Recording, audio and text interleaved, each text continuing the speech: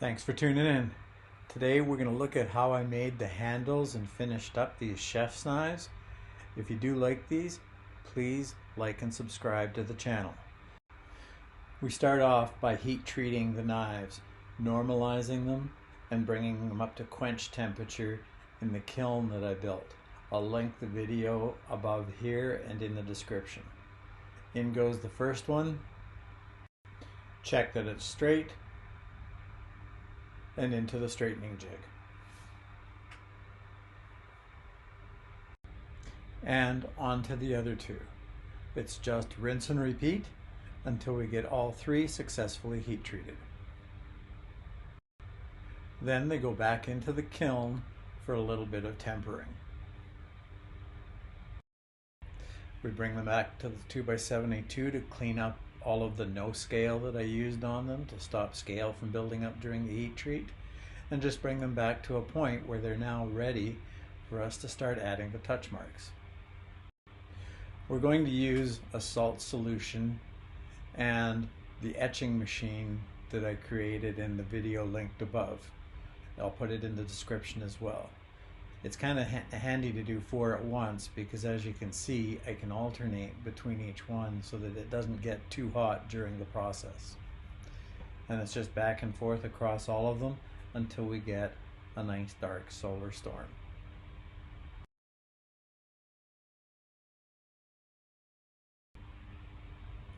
Bring it back over to the 2x72 to clean off any of the rust and solution that built up or worked its way through the stencil. And at the end of the day, we have our touch mark etched into all of the blades. Now it's time to unwrap this Christmas present. These are 345 layer ladder pattern Damascus blades. We're going to use sandpaper between 1000 and 1500. I've got the blades themselves finished to 800. We're going to throw them in the etchant at 3 minutes a shot. I'll put a link above as to how I create my own etchant. I stagger putting in the blades so that I can stagger taking them out. But wow, those look great. When they come out of the etchant, I always feel like a kid on Christmas morning when I do this. All of your hard work is now starting to come to life. Next, we rinse them off using the 1000 grit sandpaper and a copper bar I use as a sanding stone. I use copper because it's hard enough that it doesn't deflect at all, and it won't scratch the steel if I happen to slip and go oops. It's also got a really nice rounded edge for getting into choils and things like that.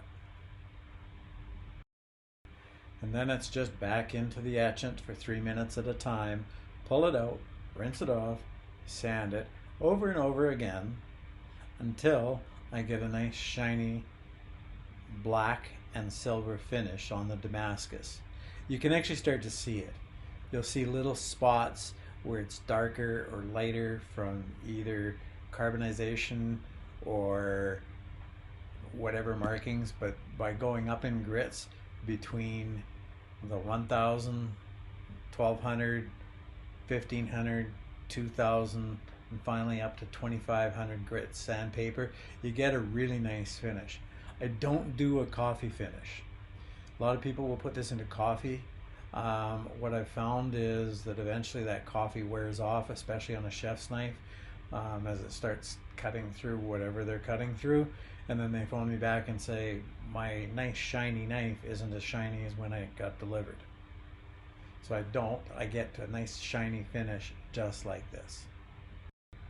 The last step we have to do is use a little bit of soap and Windex to stop the acid from continuing to etch into the blade.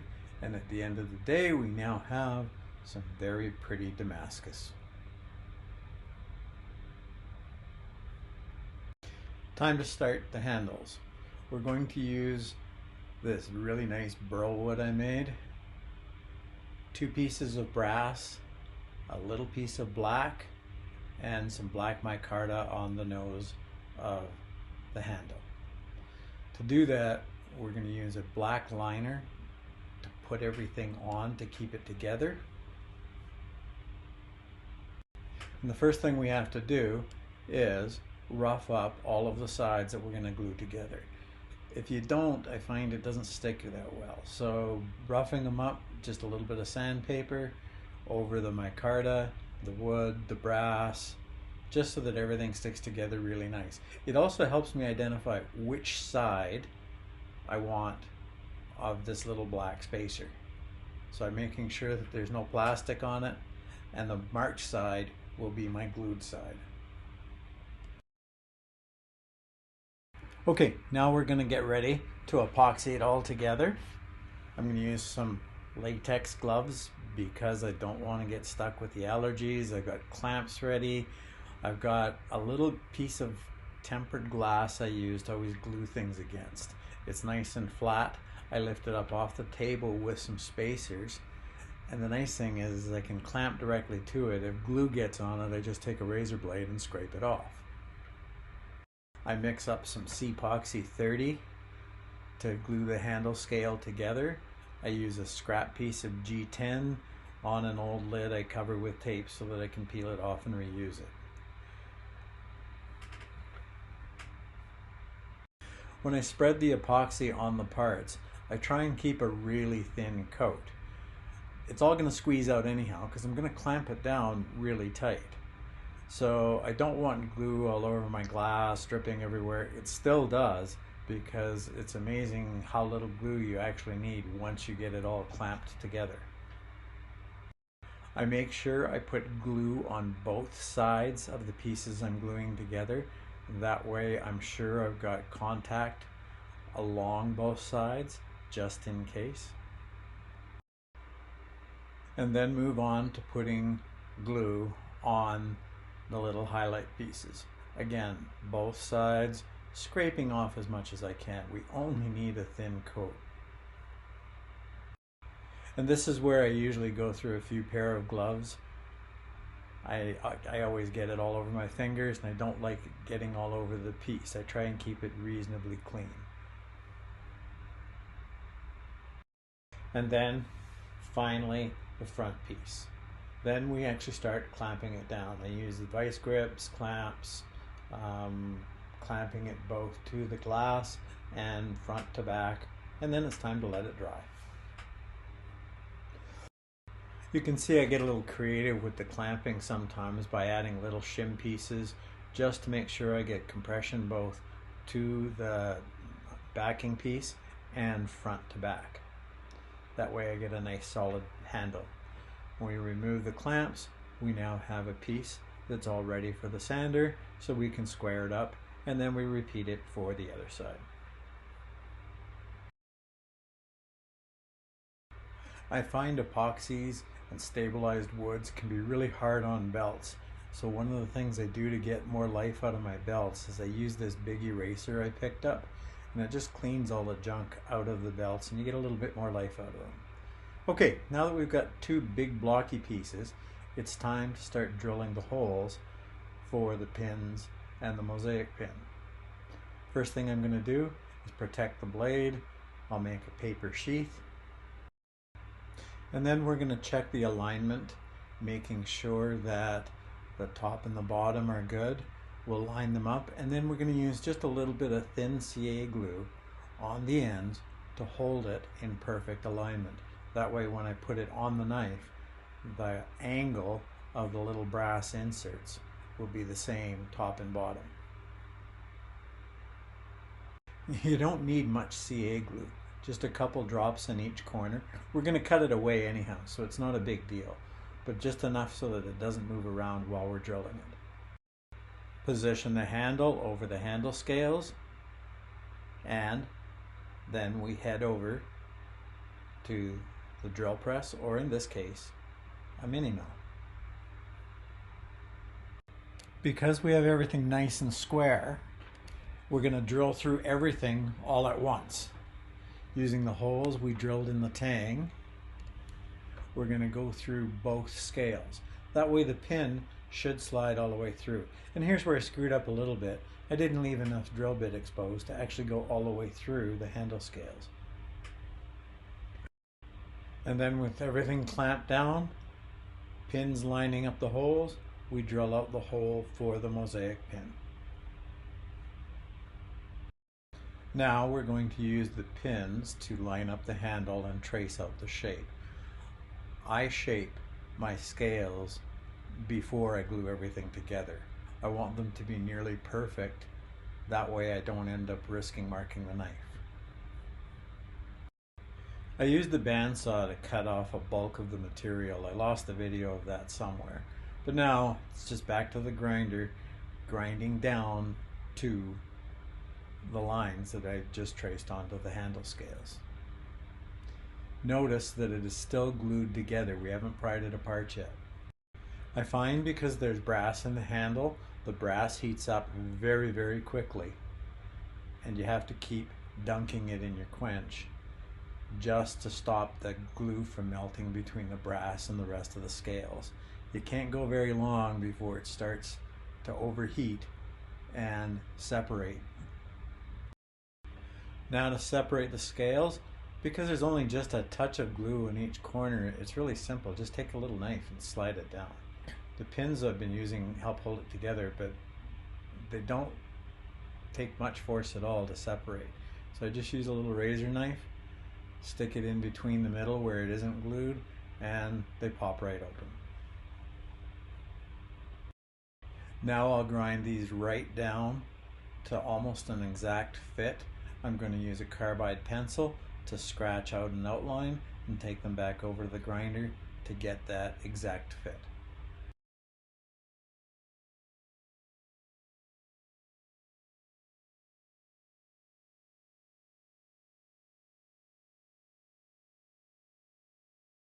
Because this is a squared off handle, one of the things I need to be able to do is repeat the angle for the edges at the back and the front.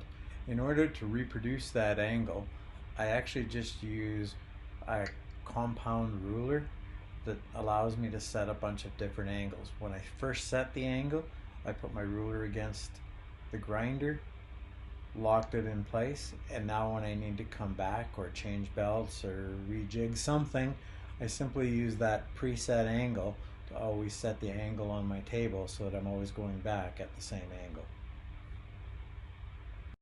Next, we keep growing up in grits until we get this up to about 800 grit on all four sides. I'm not worried about the front and back yet, just all four sides.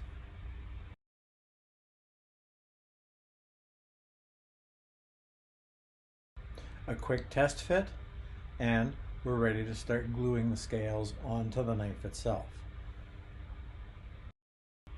Time to start gluing on the scales.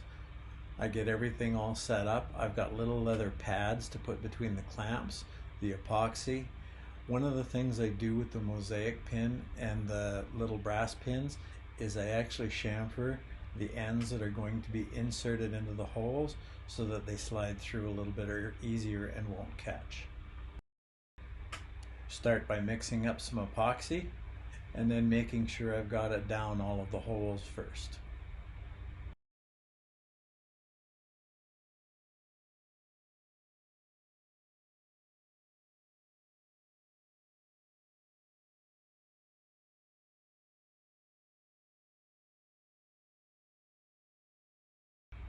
Then insert the pins so that we can get it set on the knife.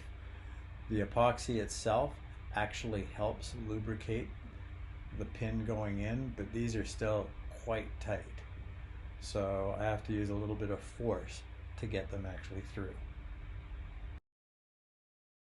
We're going to add just a nice thin coat of epoxy across the scales and the knife. I try not to fill in the holes too much. I actually did a calculation that figures that on a knife like this, all of the holes, when you take away the steel and then add epoxy, has a weight difference of about 4/4 to the overall total weight of the knife. So you don't want to undo any of that work that you did.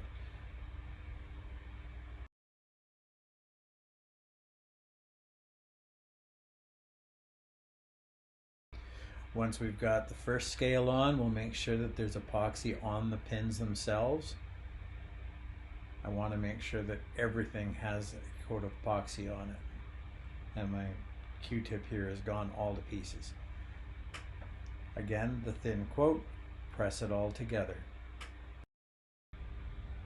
This one was such a tight fit, it actually gave me a little bit of trouble, but there is nothing that a hammer can't solve. So after a little bit of fiddling, moving around, we actually got probably one of the tighter fits I've had in a long time, with the help of the hammer.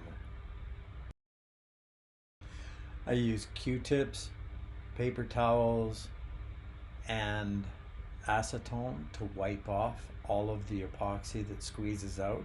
This is a never-ending process, and you really want to make sure you get it at the front of the handle. Make sure that there's no glue that's squeezing out. So I'm just dabbing and wiping off anywhere I can see. This process goes on for about 10 minutes. I've cut out a bunch of it, but as we start to clamp it, more and more glue squeezes out. Even though we tried to put on a thin coat, it still keeps squeezing out. Once the epoxy's hardened, we can now finish up the handle. We're going to first of all take it over to the bandsaw to cut off the excess of the pins. No point in grinding those and heating them up. Once we've got the pins cut off, back to the grinder, going up in grits and sandpaper, right up to 800 grit. Then we're going to take it over to the buffing machine, and using some buffing compound, starting with black, we're going to start buffing out the handle.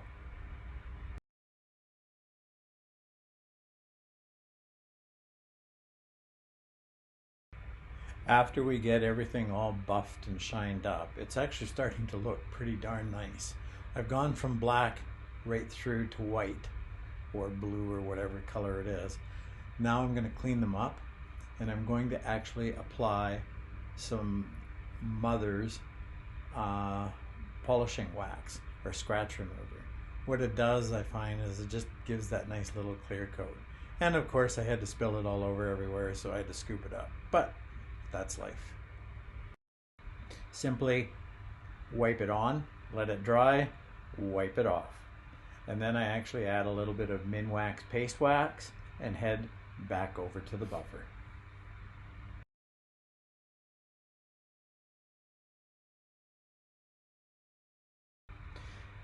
And if you've stuck around this long, after the buffer, we have two very, very nice looking chef's knives. An 8 1/4 inch one and a 6-inch one. Little brass highlights on them, some gorgeous burl. If you like these, please think about subscribing. If there's anything you'd particularly like me to see, let me know.